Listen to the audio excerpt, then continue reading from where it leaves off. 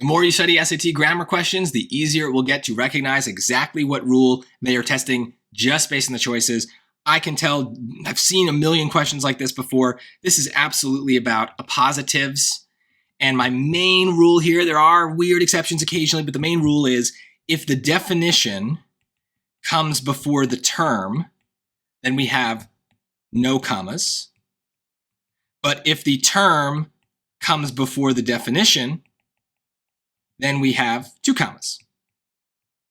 So what do I mean by term and definition? Well, term is like the thing we're talking about. If you were to try to Google this or put it into Wikipedia, what would you Google? Probably the names Thomas Hart Benton and Jackson Pollock. Those are the terms. Now, what is the definition? That's what usually going to come before, right? So in this case, artists or renowned 20th century US artists, if we want to get really long with it. But let's just look at it, right? There could always be some weird things going on, so we got to check it out. Paintings by the renowned 20th century U.S. artists Thomas Hart Benton and Jackson Pollock were featured in Artist to Artist, an exhibition at the Smithsonian Art Museum, and paired the works of artists whose career trajectories intersected in meaningful ways. So all that part at the end, I don't really care about it. It's an extra clause. I'm just going to ignore it. It's extra. So in this piece, though, there's no other breaks. This is all just one big sentence. So looking at something like, I know I saw it somewhere here, this colon, paintings by the renowned 20th century U.S. artists, that's not a sentence.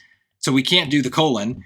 And then it's just B, right? This is a clear case of the definition and then the term.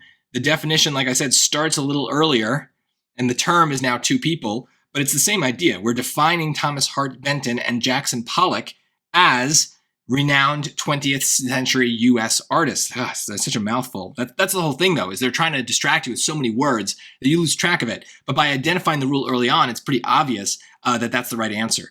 So I wonder, what other people are going to pick here. C and D are not the traditional kind of like other option.